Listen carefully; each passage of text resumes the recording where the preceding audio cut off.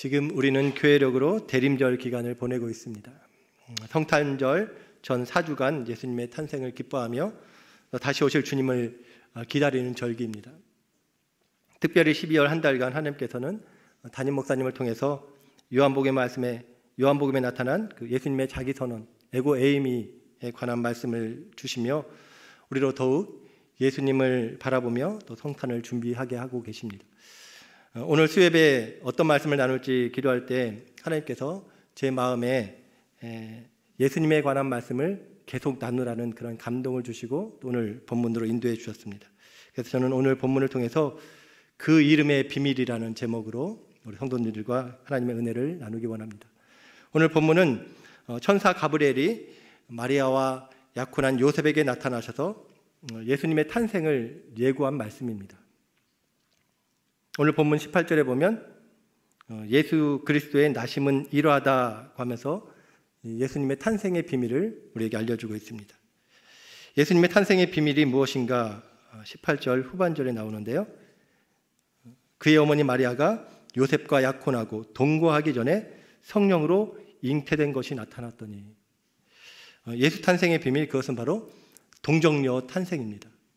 마리아가 약혼한 요셉과 관계를 맺지 않았는데도 아기를 임신하게 되었다는 것이죠. 성령으로 잉태하게 되었다는 것입니다. 그러나 요셉은, 마리아와 약혼한 요셉은 이 사실을 알 리가 없었습니다. 그래서 그는 마리아와 조용히 파혼하려는 생각을 하고 있었습니다. 그런데 그때 천사 가브리엘이 요셉에게 나타나서 예수님의 탄생의 비밀을 그에게 알려주고 있는 것이죠. 그 말씀이 20절에 나옵니다. 이를 생각할 때 주의 사자가 현몽하여 이르되 다윗의 자손 요셉아, 내 아내 마리아 데려오기를 무서워하지 말라. 그에게 잉태된 자는 성령으로 된 것이라. 마리아가 임신하게 된 것은 어떤 부도덕한 행동을 해서가 아니라 성령으로 임신하게 되었다는 것입니다. 그러니 마리아와 결혼하는 것을 두려워하지 말라고 합니다. 그리고 가브리엘 천사는 마리아를 통해 태어날 그 아기의 이름과 그의 뜻을 설명해 줍니다. 그 이름에 보면 인간으로 오신 하나님, 그분이 이 땅에 왜 오셨는지, 그리고 그 오신 이유와 목적을 우리가 발견하게 되죠. 사랑하는 여러분, 우리 모두에게는 이름이 있습니다. 그리고 그 이름에는 뜻이 있죠. 제 이름에도 뜻이 있습니다.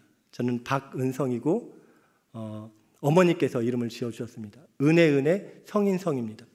하나님의 은혜로 태어났다고, 하나님의 은혜로 살고 은혜를 전하는 자가 되라고 그렇게 이름을 지어주셨습니다.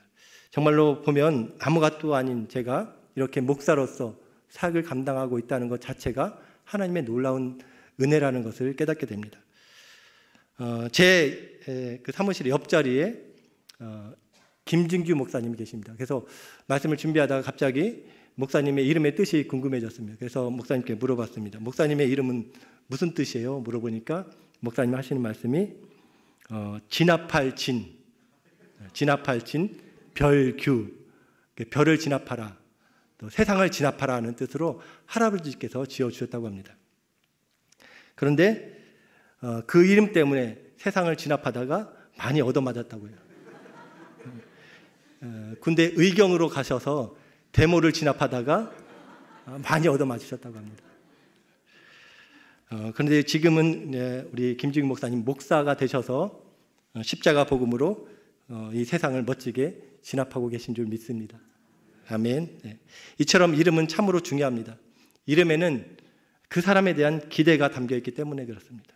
오늘 본문에도 보면 천사 가브리엘이 요셉에게 마리아 몸에 성령으로 잉태되어 태어날 그 아기의 이름을 알려주는데, 그 아기의 이름 안에도 하나님의 기대가 담겨 있다는 것이죠. 그리고 그 이름 안에 성육신하신 하나님이 이 땅에 오신 이유와 목적이 담겨져 있습니다. 저는 오늘 본문을 통해서 하나님이 보내신 메시아, 인간으로 오신 하나님의 이름을 같이 살펴보면서 그분이 이 땅에 오신 이유와, 예수님이 이 땅에 오신 이유와 목적을 다시 한번 기억하는 귀한 시간 되길 바랍니다. 자, 그러면 인간으로 오신 하나님, 성육신하신 그 하나님, 그분의 이름의 뜻은 무엇일까? 첫 번째는 바로 예수, 바로 자기 백성을 그들의 죄에서 구원할 자라는 것입니다. 21절 말씀 우리 같이 한번 읽어보겠습니다. 21절 말씀 시작. 아들을 낳으리니 이름을 예수라 하라. 이는 그가 자기 백성을 그들의 죄에서 구원할 자이심이라 하니라. 네. 우리가 예수 많이 듣고 또 부르는 이름인데 그 이름의 뜻이 무엇인지 그 영적인 의미를 명확히 알고 부르는 분들이 많이 계시지 않은 것을 깨닫게 됩니다. 여러분, 예수 그 이름의 뜻이 무엇인가요?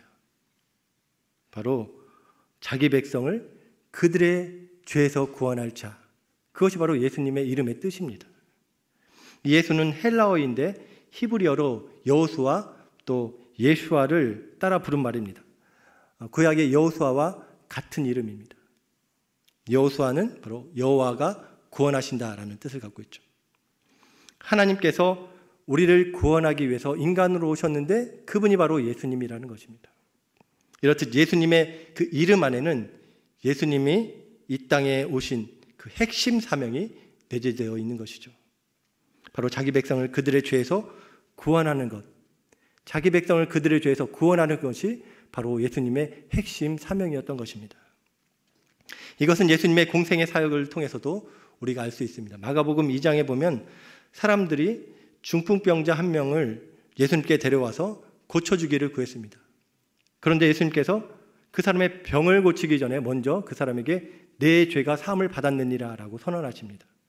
사실 중풍병자에게는 그 육체의 병을 치유하는 것이 더 우선되는 문제였습니다. 더 우선되는 관심이었습니다.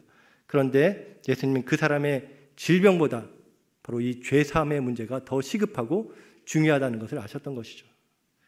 여러분, 어떤 아이가 밖에서 놀다가 넘어져서 다리가 까지고 피가 났습니다. 울면서 엄마에게 가면 엄마가 제일 먼저 하는 일이 무엇일까요? 그 아이의 다리에 그냥 무조건 약을 발라주는 것이 아니죠. 먼저 아이의 다리에 묻은 더러운 흙을 털고 씻어내고 소독한 다음에 약을 발라줍니다.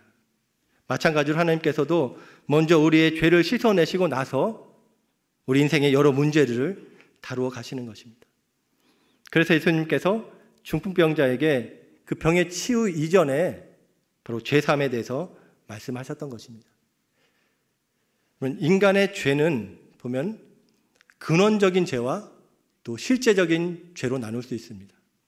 실제적인 죄는 보면은 물건을 훔치거나 거짓말을 하거나 또 남을 해코지하는 등 겉으로 드러나는 우리 각자가 짓는 죄의 행위들을 말합니다.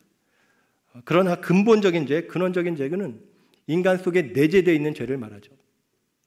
바로 하나님이 아닌 자신이 자기 인생의 주인이 되려고 하는 마음, 하나님의 말씀을 불순종하고 자기 욕심을 따라 자기 마음대로 살려고 하는 마음, 그것이 바로 근원적인 죄입니다. 그리고 그 죄로 인해서 죄로부터 세상의 모든 실제적인 죄들이 쏟아져 나오게 되는 것이죠. 한마디로 이 근원적인 죄는 우리 삶에 지시를 내리는 대장이고 또 실제적인 죄들은 그것을 행동으로 옮기는 부하들이라고 할 수 있을 것입니다. 그러므로 자기가 주인된 이 근원적인 죄가 바로 일만하게 뿌리가 되는 것이죠. 그리고 그 죄로 인해 우리는 영원히 죽을 수밖에 없는, 하나님과 분리되어서 영원히 죽을 수밖에 없는 존재가 된 것입니다. 그래서 우리 인간에게 가장 시급하고 중요한 것은 다른 무엇이 아니라 바로 이 죄의 문제인 것이죠. 그런데 문제는 인간이 스스로 이 죄 문제를 해결할 방법과 능력이 없다는 것입니다. 여러분, 죄는 중력과 같아서 우리 인간의 힘으로는 벗어날 수 없습니다. 또 죄는 바이러스가 같아서 우리 영혼을 전염시켜 철저히 무력하게 만들었습니다. 죄로 물들어진 우리는 이제 망가진 기계처럼 하나님의 말씀을 지키지도 못하고 선을 행할 능력이 아주 없게 되어버렸습니다. 이런 죄는 우리의 결심으로 해결할 수 없습니다. 교육으로도 안 되고 좋은 일들을 많이 한다고 해결되는 것이 아닙니다. 착하게 살려고 노력해서 해결되는 것도 아닙니다. 그리고 그 죄는 시간이 지나면 그냥 없어지는 것도 아닙니다. 누군가 값을 치러야 됩니다. 그런데 그 값은 또 엄청납니다. 성경에서는 죄의 값은 사망이라고 말씀합니다. 죄의 삭은 사망이다. 죽음으로만 그 값을 치를 수 있다는 것입니다. 그런데 또 아무나 또 치를 수 있는 것이 아닙니다. 인간은 모두 죄인이기에 다른 사람의 죄값을 치를 수 없습니다. 그래서 인간의 죄값을 치르려면 아무 죄가 없는 존재, 또 동시에 완벽한 의인만이 가능합니다. 그래서 하나님께서 예수님을 보내주신 것이죠. 자기 백성을 그들의 죄에서 구원할 자로 아무런 죄가 없으시고 완벽한 의를 갖추신 하나뿐인 아들 예수님을 이 세상에 보내신 것입니다. 그리고 예수님을 순전한 하나님의 어린 양 되게 하셔서 십자가에 달려 죽게 하심으로 인류의 모든 죄값을 치르게 하셨습니다. 십자가에서 죽음으로 자기 백성을 그들의 죄에서 구원하는 것, 이것이 바로 예수님께서 이 땅에 오신 유일한 이유라는 것입니다. 사랑하는 여러분, 제가 그림 하나 보여드릴 텐데요. 복음 팔찌입니다. 제가 설교하면서 종종 보여드렸던 복음 팔찌인데, 이 기호를 보면 복음의 내용이 담겨져 있죠. 예수님의 생애를 요약한 것입니다. 성육신 하나님이신 예수님이 이 땅에 오신 것, 성육신, 그리고 십자가, 빈 무덤, 부활이죠. 또 승천, 재림입니다. 예수님의 생애를 요약한 것인데, 그런데 여기 보면 예수님께서 성육신 하신 다음에 사실 이 땅에 사시면서 공생의 기간 동안 얼마나 많은 일들을 하셨습니까? 기적을 행하시고 병든 자를 고치시고 또 놀라운 가르침을 베푸신 사건들 있었습니다. 그런데 그 사건들은 다 빼고 곧장 십자가로 나갑니다. 왜냐하면 예수님이 이 땅에 오신 가장 중요한 이유가 바로 이 십자가를 지기 위해서였기 때문에 그렇습니다. 자기 백성을 그들의 죄에서 구원하기 위한 희생제물로 십자가에 달려 죽기 위해서 예수님께서 오셨던 것입니다. 그래서 우리가 예수님을 믿는다는 것은 바로 이 이름의 뜻을 믿는다는 것을 말합니다. 나를 죄에서 구원하기 위해 십자가에 죽으시고 부활하신 그 하나님의 아들로 예수님을 믿는 것입니다.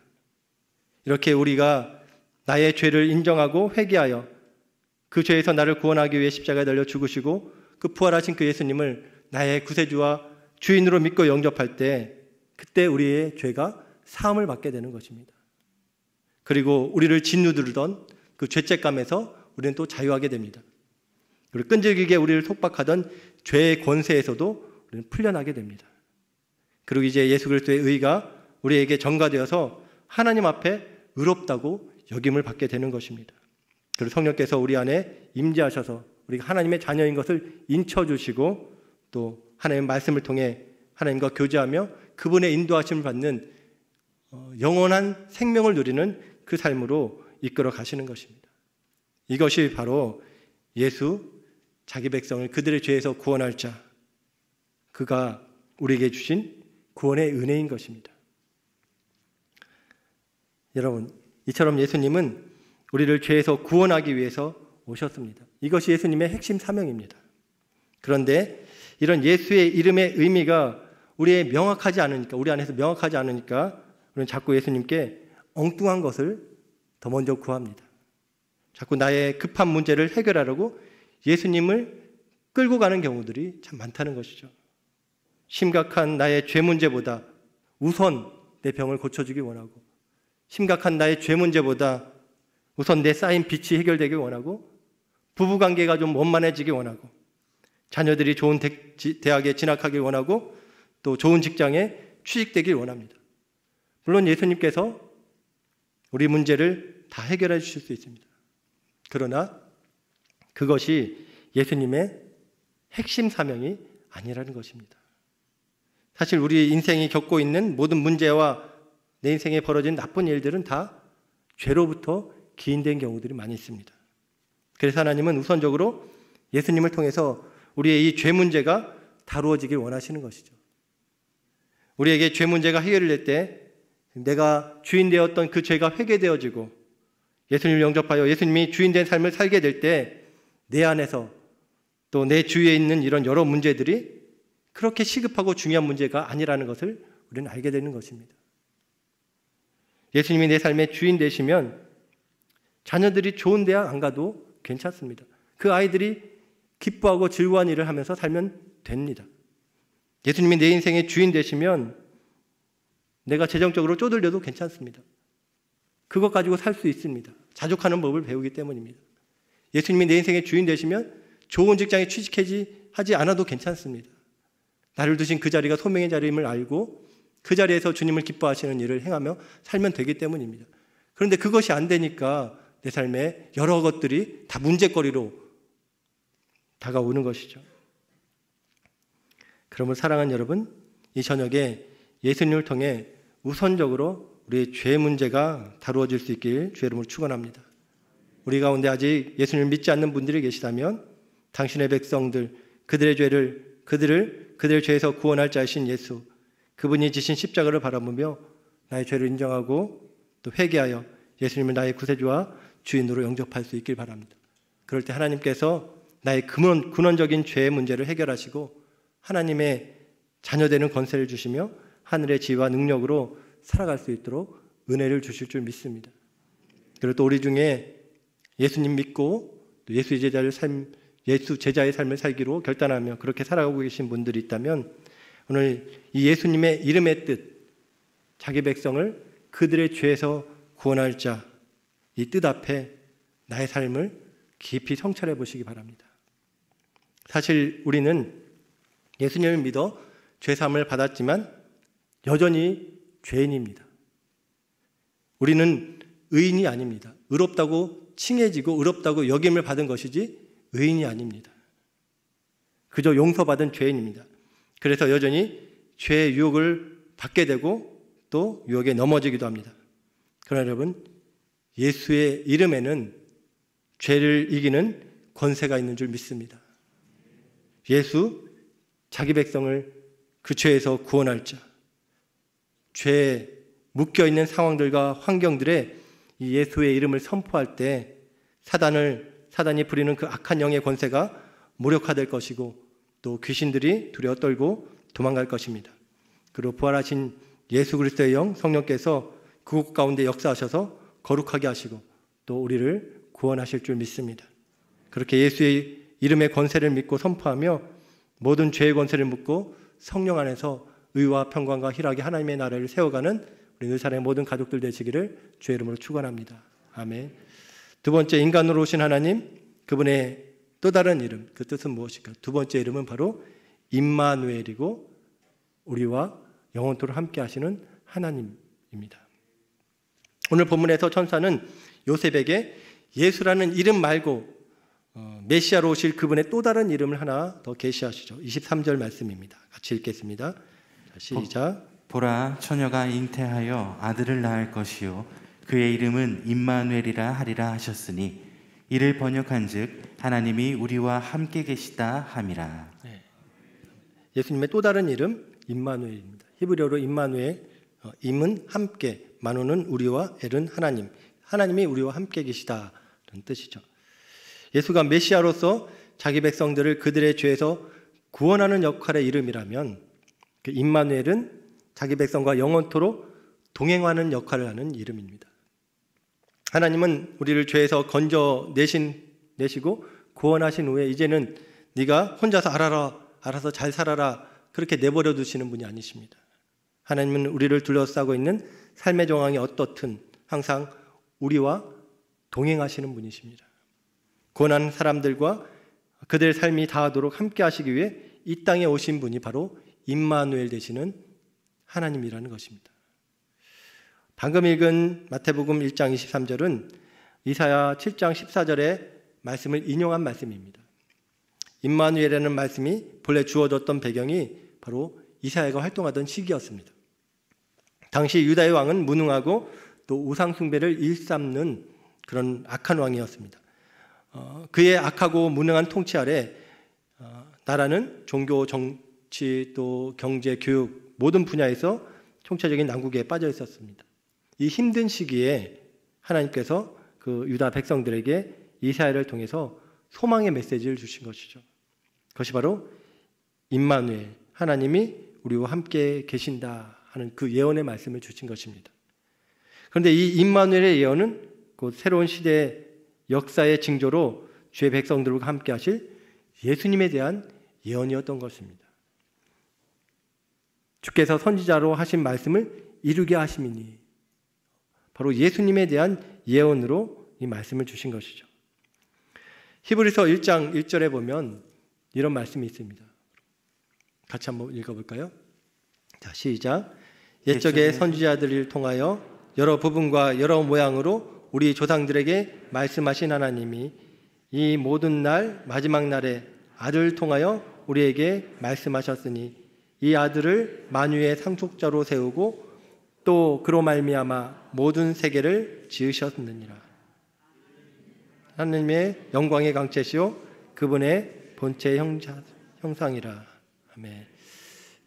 이게 무슨 말인가? 옛날에는 과거에는 하나님께서 구약의 선지자들과 하나님께서 특별히 선택한 사람들을 통해서 하나님이 어떠한 분이신지를 알려주시고 또 하고 싶으신 말씀을 전하셨다는 것이죠. 구약 성경이 바로 하나님께서 주신 말씀이고, 이 말씀을 통해서 우리는 하나님이 어떠한 분이신지를 알고 또 보게 됩니다. 그런데 마지막 날 때가 찼을 때 하나님이 당신의 하나뿐인 아들 예수님을 이 땅에 보내셔서 아들 예수님을 통해서 이제 말씀하셨다는 것입니다.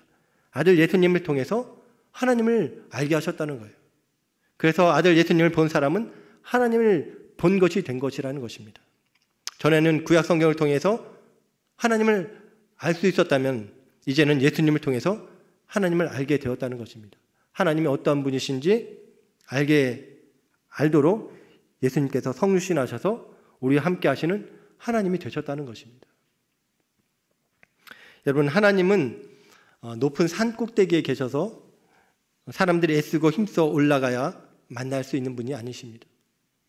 종교 다원주의자들이 종종 이런 등산의 비유를 들어서 자신들의 논리를 펴는데, 그들은 여러 종교에 각자의 구원의 길이 있다고 이야기하면서 상 정상에 올라가기 위해선 등산로가 하나가 있는 것이 아니라 여러 등산로가 있듯이 그렇게 각자가 자기 나름의 구원의 길을 갖고 걷다 보면 산 정상에서 진리를 만나고 또 절대자를 만나고 또 구원을 받게 된다는 그런 주장을 펴니다. 그런데 그들이 오해하고 있는 것이 하나 있는데, 바로 자신들이 노력해서 산 정상까지 올라갈 수 있다고 착각하고 있는 것입니다. 하나님이 거하시는 거룩한 산은 우리 힘과 노력으로 올라갈 수 없는 것입니다. 도달할 수 없는 것입니다. 그래서 하나님이 어떻게 하셨나? 바로 우리가 그분께 도달하는 것이 불가능하기 때문에 우리를 만나기 위해서 직접 이 땅에 찾아오셨다는 것이죠. 우리 각자를 만나기 위해서 산 정상에서 친히 내려오신 것입니다. 인간의 몸을 입고 내려오셨습니다. 그분이 바로 예수님이라는 것이죠. 그렇게 내려오셔서 임마누엘로 우리와 함께 하시는 하나님이라는 것입니다. 그리고 그 예수님은 이 땅에 공생애를 사실 때도 그분의 이름처럼 제자들과 임마누엘로 함께 하셨습니다. 여러분, 예수님께서 제자들을 부르신 이유 무엇인가요? 복음서에 보면 예수님께서 제자들을 부르시고 부르시니 나오신지라 하면서 부르신 이유가 나오는데, 바로 예수님께서 그들과 함께 있게 하시고 또 보내사 전도도 하며 병든 자를 고치게 하려고 부르셨다라고 나옵니다. 제자를 부르시는 것은 1차적으로는 그들과 함께 있게 하기 위해서입니다. 일시키려고 부르신 것이 아니라 그들과 함께 있으려고 부르신 것이죠. 그리고 예수님은 제자들과 늘 함께 하시며 천국 복음을 가르치시고 또 본을 보여주셨습니다. 그리고 예수 그 이름의 뜻처럼 우리의 죄를 구원하시기 위해 십자가에 죽으셨습니다. 그런데 죽으신 것으로 그친 것이 아니라 또 부활하셨죠. 3일 만에 성경대로 다시 살아나셨습니다. 그리고 제자들이 나타나셔서 또 이런 약속을 주셨죠. 마태복음 28장 20절 말씀입니다. 내가 너에게 분부한 모든 것을 가르쳐 지키게 하라. 볼지어다 내가 세상 끝날까지 너희와 항상 함께 있으리라 하시니라. 여러분, 부활하신 예수님께서 부활하신 예수 그리스도의 영 성령으로 우리와 영원토록 함께 하겠다 약속하신 것입니다. 임마누엘, 우리와 영원토록 함께 하시는 하나님이신 예수님은 이제 성령을 통해서 지금 우리 안에 우리와 함께 계시는 줄 믿습니다. 전능하신 하나님, 전지하신 하나님, 사랑이신 하나님, 그 하나님께서 우리가 예수 그리스도를 믿고 영접할 때 우리 안에 성령으로 찾아오셔서 우리가 영원토록 함께 사시는 것입니다. 지금 우리 안에서 예수님이 함께 사십니다. 함께 걷고 함께 생활하시는 것입니다. 이렇게 임마누엘 오신 예수님은 높고 먼 곳에 계신 하나님이 아니라 바로 우리 옆에 계시면서, 우리 안에 계시면서 우리의 모든 어려움과 슬픔과 불안과 혼돈 가운데 함께 그 인생을 걸어가 주시는 분이십니다. 임마누엘은 그래서 하나님의 자녀는 어떤 상황에서도 결코 혼자가 아니라 하나님과 함께임을 약속해 주는 정말로 눈물나게 고마운 이름입니다. 여러분, 세상에서 가장 가슴 찡한 것은 묵묵히 누군가 내 옆에 서주는 것입니다. 아무 말 안 해도 그냥 옆에 서서 손만 잡아줘도 눈물 날 때가 있습니다. 잡은 손에 그 마음이 전해져 오기 때문이죠. 걱정 마. 다 떠나도 난 내 편이야. 어떤 일이 일어나도 내가 너와 함께 할 거야. 힘내. 이것이 바로 우리 옆에 다가오셔서 손 잡아주시며 하시는 주님의 말씀인 줄 믿습니다. 우리가 아무리 낯설고 먼 곳에 가 있어도, 또 병원 수술대에 누워 있어도, 직장에서 퇴직하여 앞날이 막막해도 우리는 결코 혼자가 아닙니다. 주님이 우리 곁에 계십니다. 무섭고 또 많은 적들이 우리에게 달려들 때도 우리는 혼자가 아닙니다. 주님이 곁에 계십니다. 그러므로 두려워하지 마시고 놀라지 마십시오. 임마누엘로 내가 영원토록 너와 함께 하겠다 약속하시고 그 약속을 지금도 신실하게 지키시는 그 주님을 바라볼 수 있길 바랍니다. 주님께서 성령으로 함께 하시며 우리가 불 가운데로 지날 때 불이 우리를 사르지 못하게 하시며 물 가운데로 지날 때 물이 우리를 침몰치 못하게 하실 줄 믿습니다. 아멘. 이제 말씀을 마무리하겠습니다. 대림절 기간을 보내며 오늘 우리는 성육신하신 하나님의 이름 예수, 또 임마누엘, 그 이름과 그 이름의 뜻, 또 이름을 통해서 주님이 이 땅에 오신 이유를 살펴보았습니다. 여러분, 예수님은 바로 우리를 죄에서 구원하기 위해서 오셨습니다. 임마누엘, 그 예수님은 우리와 영원토록 함께 하시기 위해서 오셨습니다. 이 시간 그 주님을 바라보며 예수님을 나의 구세주와 주인으로 영접하고 죄사함 받고 하나님의 자녀되는 은혜가 우리 모두에게 있기를 주의 이름으로 축원합니다. 그리고 예수님과 함께 죄에 대하여는 죽고 의에 대하여는 더욱 살아나는 우리가 되길 바랍니다. 또 늘 말씀과 성령으로 주님과 동행하며 인도하심을 받는 승리하는 믿음의 삶을 살아가는 우리 늘 사랑의 모든 가족들 되시기를 주의 이름으로 축원합니다. 그러나 사랑하는 여러분, 여기서 그치면 또 안 되죠. 바로 아직 우리 주위에 죄의동이 되어 예수님을 모르고 또 아무 소망 없이 살아가는 우리 이웃들에게 이 예수 복음을 전해야 될 줄 믿습니다. 그들을 죄의 속박에서 구원하고 하나님의 자녀로 늘 임마누엘 하시는 주님과 동행하는 삶을 살 수 있도록 돕고 섬기는 우리 모두가 되어야 될 줄 믿습니다. 성탄의 계절 12월 사랑하는 가족에게 또 주변에 허락하신 영혼들에게 이 예수의 이름을 전하며 예수의 나심을 전할 수 있는 우리 모두가 되기를 주의 이름으로 축원합니다. 아멘.